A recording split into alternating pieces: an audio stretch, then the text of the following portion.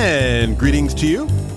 Joe Rubenstein here, producer and host of Real-Time 1960s. I want to thank you very much for joining me today for this portal into the past, and to remind you that all of our content, each and every podcast, our daily timeline, links to social media, everything we do can be found on our website, realtime1960s.com. And if you love what we're doing, visit patreon.com/realtime1960s. Support this project and get exclusive access to bonus content. That's patreon.com/realtime1960s. And today, we reach the penultimate step of our journey up my ranked list of the top 10 films of 1963. On previous episodes, we covered films 10 through 3, From Russia with Love, This Sporting Life, a documentary called Crisis Behind a Presidential Commitment, The Great Escape, The Organizer, The Birds, High and Low, and Charade. And today, we move on to film number 2. So without further ado, the next to last installment of Best of 63 at the Movies, right now.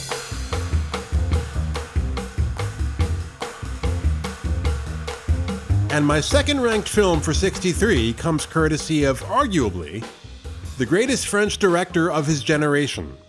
Certainly right there with Francois Truffaut, Louis Malle. And today's film, the director's 5th feature, is called The Fire Within, a film made entirely within the year 1963. In January of that year, Malle began the screenplay, loosely based on a 1931 French novel of the same name, by Pierre Drew La Rochelle. A few months later, the film was cast and went before the cameras in Versailles and then Paris. On September 2nd, the film premiered at the Venice Film Festival, where it won a special jury prize. It was released in France a month later, where it received rave reviews. And then in February of 64, it was released here, where the critics were complimentary, but somewhat less enraptured than in France. And in the US, it did not do well at the box office, probably due to its rather bleak subject matter. And despite the masterful direction, the carefully nuanced lead performance by 36-year-old Maurice Ronet, exquisite photography, and the excellent musical soundtrack consisting entirely of solo piano music by Erik Satie, this is not an easy film to recommend, dealing as it does with a disturbing, somewhat mysterious topic that most people prefer not to contemplate, and that topic is suicide.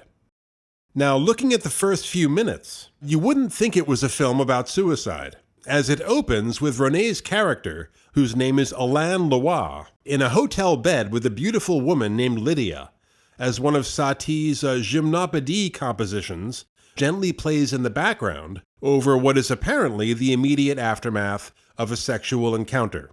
So the opening looks and sounds elegantly romantic in a very French sort of way, but soon enough, disquieting notes begin to emerge. Our lead character, we learn, is on temporary leave from an expensive rehab clinic in Versailles, where he's being treated for alcoholism, although we learn before long that his difficulties run deeper than mere addiction. But Lydia is an emissary, sent by Dorothy, his wealthy estranged wife in New York, to check on his recovery. The wife is funding the stay at the clinic. We also learn through the opening dialogue that this sexual encounter was apparently unsatisfactory, as Lydia seeks to reassure the Ronet character that she feels satisfied. So far, so not so great. But the first truly ominous chord is struck after the couple's taxi ride back to the clinic, during which Ronet practically begs Lydia not to go back to New York, a request gently refused, and his last words to her after he exits the taxi are, "Anyway, you can't help me. It's too late." And the warning signs continue to accumulate. After a group meal at this high-class clinic, where the patients exhibit various forms of neurosis, Ronet returns to his room, on one wall of which hangs a large mirror, in the center of which is written in magic marker a circled date, July 23rd. And during this mostly solo scene, it's briefly interrupted by a visit from the head of the clinic, who insists that Ronet is cured, to which the patient responds, "That's what you think because it suits you." But during this scene, we see cutouts next to the mirror of newspaper stories, all dealing with violent death or suicide. The largest bears a picture of Marilyn Monroe, who had killed herself a few months before this film was shot. And as Ronet walks around the room, occasionally talking to himself, Malle manages brilliantly to create a sense of instability. Things keep falling down. A contact sheet with pictures of his wife that's pinned to the wall suddenly drops. The head of a mechanical toy, a little soldier, one of many such knickknacks in the room, meaningless artifacts of a wasted life, pops off in Ronet's hands. A coat hung carelessly in the closet falls off its hanger. Ronet piles up empty cigarette packs into a tower, which also falls, revealing a novel by F. Scott Fitzgerald, who wrote about characters very much like this: attractive, intelligent spongers caught up in the high life and either unable or unwilling to progress to a more responsible stage of development and so crack up. Until finally, any lingering doubt about what that date on the mirror means is erased when he opens a briefcase, removes a pistol wrapped in a handkerchief, handles it dispassionately for a few moments, and then says, "Tomorrow I kill myself." Apparently, it's July 22nd. So, an unusual element of this film, and the source of some of the reservations expressed by American critics at the time, is the fact that there's no traditional dramatic conflict or struggle. We're not witnessing the process of a man being driven to suicide. That happened before the film began. As Ronet leaves the clinic and makes his final journey to Paris for one last encounter with the city and old friends and running mates, he's almost like a prosecutor making his closing argument that life for him is not worth living. And what's haunting is he doesn't really bother to hide his plan from these various contacts. Now, he doesn't come out and say, "I'm going to kill myself tomorrow." But, well, for example, when one friend asks how he's doing, he says, "Feeling empty," with some atrocious moments. And then, when the friend asks if he can hold out, he says, "Hold out? It's all over for me. I'm leaving." And despite the fact that these various contacts do seem to understand what this leaving really means, they prove utterly incapable of doing anything about it as they attempt, with varying degrees of sincerity and eloquence, to bring him back from the brink. And what makes these scenes difficult yet true to life is the fact that those making the attempt are left weaker by the effort, almost as if they become infected by his malaise. And there are several reasons for this weakening. Number one is the fact that all the attempts fail. His decision is unshakable. Number two, his at times ruthless dissections of their arguments.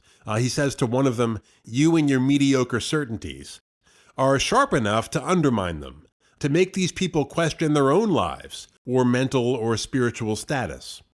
Number three, since it's unpleasant to be undermined in that way, they end up wanting to be rid of him, which, number four, makes them feel guilty because, well, he's a dying man. So, as they say, no good deed goes unpunished. These ostensibly helping hands only succeed in pushing Ronet a little further down the road to annihilation. And this film was a direct result of a kind of early midlife crisis suffered by the director, Louis Malle, who said he didn't identify with the main character's weakness, but he did identify with his anxiety. Malle was only 30 when this film was produced, and as a kind of intellectual and creative prodigy, he had compiled in those 30 years a remarkable list of achievements. As he later said, he was always the youngest. He was a high school graduate at 15. At 23, he co-directed with Jacques Cousteau the highly acclaimed documentary The Silent World, which won the Golden Palm at the Cannes Film Festival and an Academy Award for Best Documentary. And then, on the heels of that triumph, he directed, totally on his own terms, two highly successful films, both released in '58. Elevator to the Gallows, which also starred Maurice Ronet, and then The Lovers, starring Jean Moreau, which sparked controversy here because of its sexual content. In fact, it became embroiled in litigation that reached the Supreme Court after a Cleveland theater owner was arrested after showing the film for public depiction of obscene material, which gave rise to a famous quote by Supreme Court Justice Potter Stewart. After seeing the film and declaring it not obscene, he gave his highly subjective definition of pornography, quote, "I know it when I see it," unquote. Actually, Jeanne Moreau has one scene in The Fire Within. She plays an artist friend of Ronet's who's retreated from the world with a group of somewhat pretentious fellow artists and opium users. But despite these achievements and his notoriety, Malle, turning 30, felt not like a failure, but that he hadn't achieved what he wanted to, and at the same time, that his best years were behind him, which seems laughable now. His greatest films were still ahead of him. Unlike Truffaut, whose later work became very uneven, Malle just kept getting better and better. But with this film, The Fire Within, he was almost maniacally determined to be completely honest and uncompromising. Pleasing the audience, not a consideration. He would let the chips fall where they may. In fact, he even toyed with the idea of not releasing it at all, just having it be a personal project. And it was so personal, he also briefly considered playing the lead character himself. But in the end, wisely chose Maurice Ronet, who was himself an alcoholic and just perfect in every way for this part. Handsome, but just a little dissipated, a little seedy, almost like a French Tony Curtis. Malle had him lose about 40 pounds and commit to no drinking during filming. Ronet was also shooting another film at the exact same time, so he was totally exhausted, and he looks like he's going through something. On the rare occasions when he smiles, it looks like a grimace. But the clothes that Ronet wore in this film were literally Malle's clothes. The glasses were the same as those worn by the director. Even the weapon was Malle's personal pistol. So, as I said, every bit as personal as the films being produced at this time by the French New Wave directors. Which, it's interesting. Malle was the same age as those guys. In fact, he was born the same year as Truffaut, 1932. But he was never really considered part of that group because, well, first of all, Malle's background was different. He came from great wealth, whereas Truffaut in particular had a very rough and tumble background, much like the child in his debut film, The 400 Blows. Also, unlike the New Wave directors, Malle had never been a critic. His background was visual, not literary. And finally, he never had as clear or distinctive a personal style as they did, Truffaut was the great romantic. Jean-Luc Godard was the destroyer and reinventor of cinema. Claude Chabrol was sort of like the French Alfred Hitchcock. Eric Rohmer was the great conversationalist.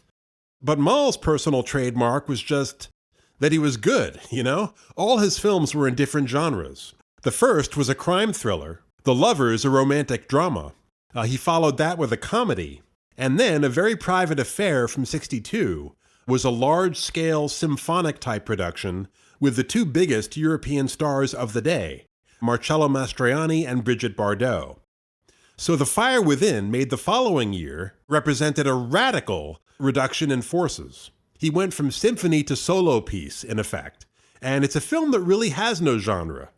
It's just the story of a man alienated from an existence which, as he approaches middle age, feels more and more like an exercise in humiliation. So direction, acting, both superb. The cast, Ronet and Moreau aside, it's an interesting blend of experienced theatrical performers and remarkably competent non-professionals. You would never know it.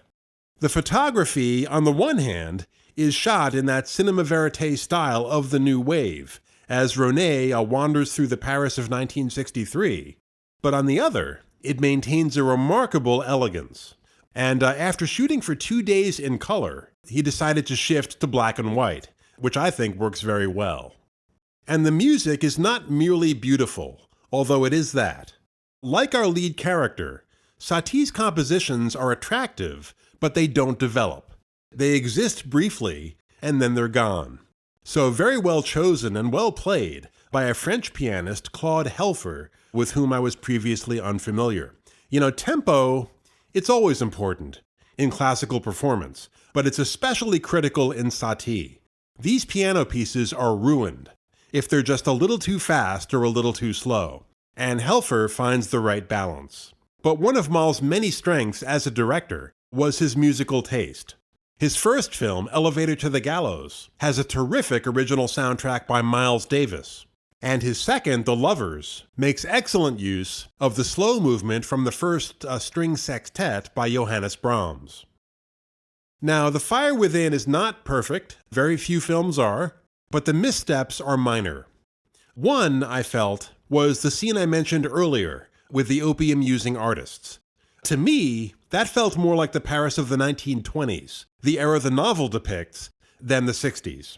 And not coincidentally, that's one of the scenes in the film most closely derived from the novel. And those scenes, in general, are less good than the ones composed by Malle. The novel, really a novella, it's sort of like second or third-rate Celine, with the author constantly interrupting the narrative with these bitter, pseudo-profound philosophical declarations, which made it, for me, kind of a chore to read, although it is revered in France. The novelist, Drew La Rochelle, who, like Celine, was a Nazi collaborator, but unlike Celine, killed himself at the end of World War II. I guess he knew what was coming. Celine fled the country. But Drew La Rochelle's attitude toward his characters is one of contempt, never a good quality in a novelist. Whereas Malle's characters are better rounded, much more human.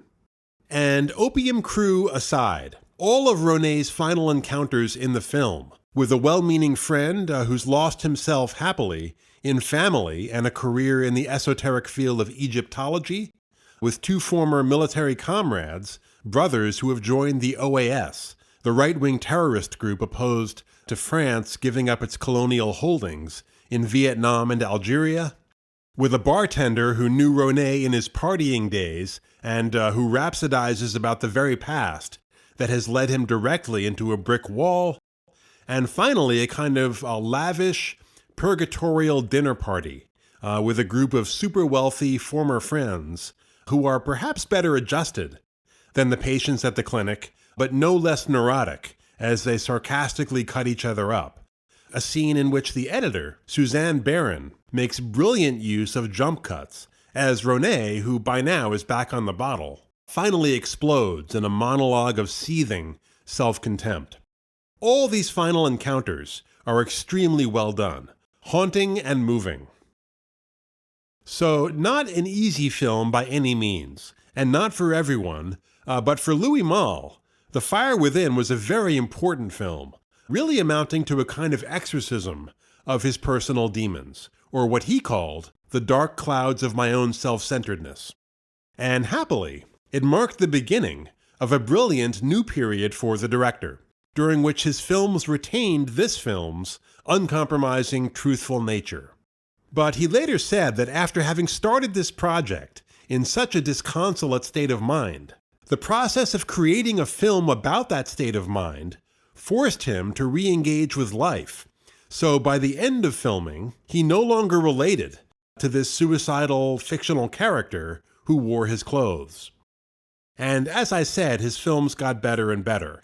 But his best, in my opinion, is La Comme Lucienne, released in 1974, which takes place during the German occupation of France in World War II and follows the exploits of a French teenager who becomes a collaborator. Like today's film, harrowing, but full of insights. Back in a moment. Your feedback is important to us. On Twitter, @Realtime1960s, on our Facebook page, or you can email the program, realtime1960s@gmail.com. Really, however you'd like to engage with us, we love engaging with you. And if you'd like to join our family and help us continue to bring you great content, please go to patreon.com/realtime1960s and subscribe. Don't forget to visit us at realtime1960s.com for our timeline, each and every podcast, links to social media, how to reach us directly, everything you need to know about this portal into the past that we are creating. Thanks so much for joining us, and stay tuned for the final installment of this series covering the top 10 films of 1963. So take care, and I'll see you soon.